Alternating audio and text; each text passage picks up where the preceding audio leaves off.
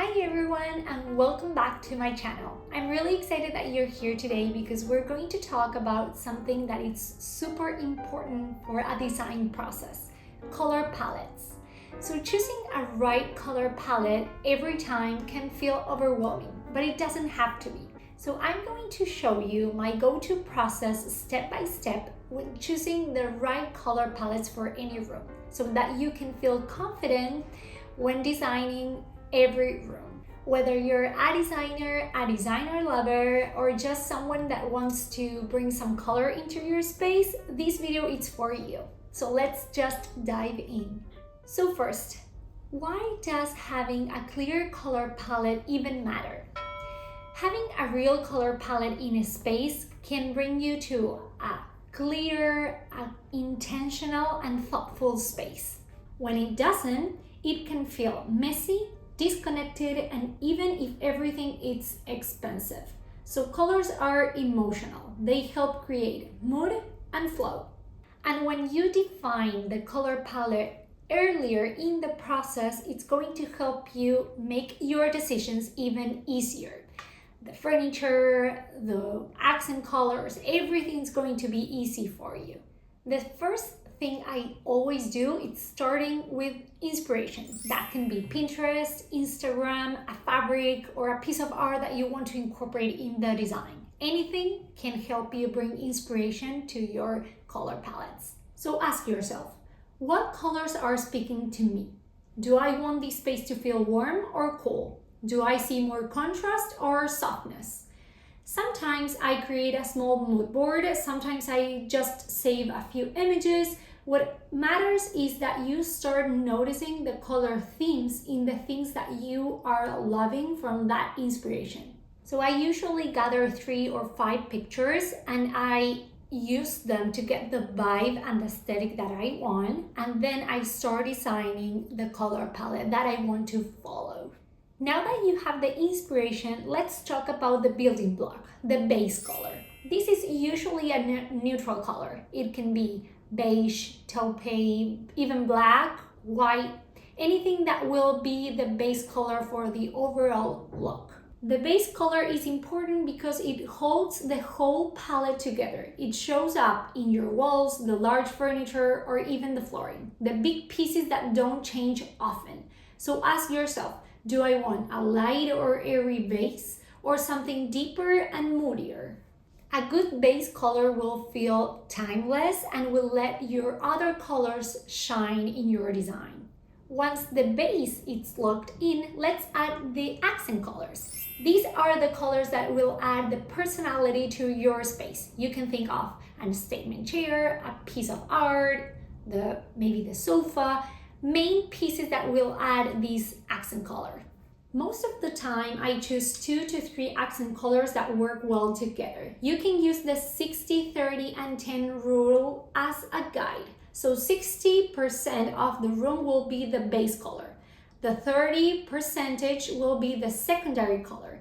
And then the 10%, the bold accent color. So one pro tip that I always use is testing your color palettes with Adobe Color Palette.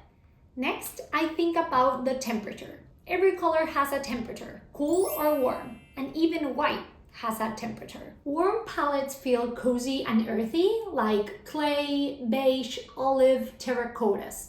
Cooler palette, they feel fresh and clean, like soft grays, blues, or cool greens. So ask yourself, what kind of light do I have in the room? Do I want it to feel cozy or airy and serene? You can definitely mix warm and cool tones, but you will need a neutral color to tie everything down. I usually prefer to stay with one temperature throughout the room. If you want cool, stay with all the color palettes that feel cool. If you want to go warm, everything has to feel cozy and earthy. Sometimes your color palette doesn't have to start with paint. They usually also can start with materials. Every material that you choose for a space have a color. You can think of a wood material for the flooring. They have a color in there. So you can start there too.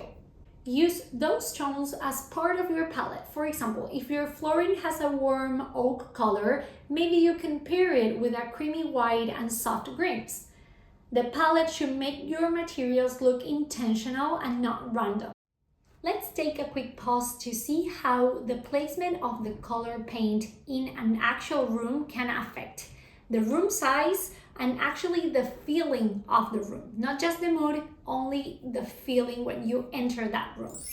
So in this graphic, you can see how painting different walls of the space can affect the room. So let's see it together. Expanding the space. Using light colors on all of the walls can make a room feel more open and airy. This is great for small rooms or low light rooms. Stretching vertically. Painting the walls one color and leaving the ceiling white makes the room feel taller. It's a good trick if your ceilings feel very low.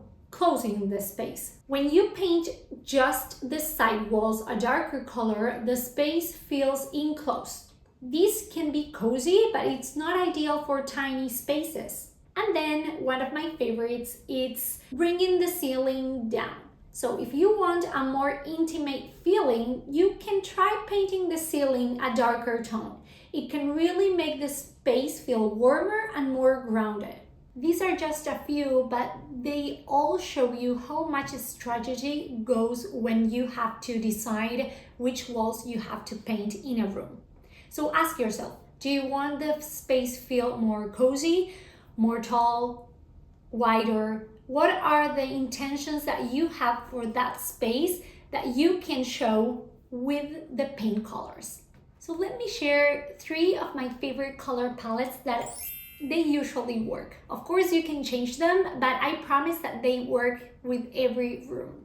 This can be called earthy modern, so it's the base, it's a soft white, and then you can see accents in olive green, rust, and even black. Then you can have one that is called soft contrast. It has a base of a warm white or a grayish color, and the accents are going to be a charcoal gray, dusty blue, and walnut wood.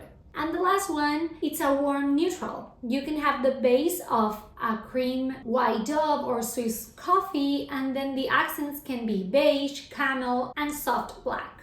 Before you commit, you can test your color palettes. You can have swatches, you can try them in a mood board, you can see reviews of the products. That's super easy to do, and it will help you guide you throughout the process of design. And that's how I define color palettes that will work in my design process.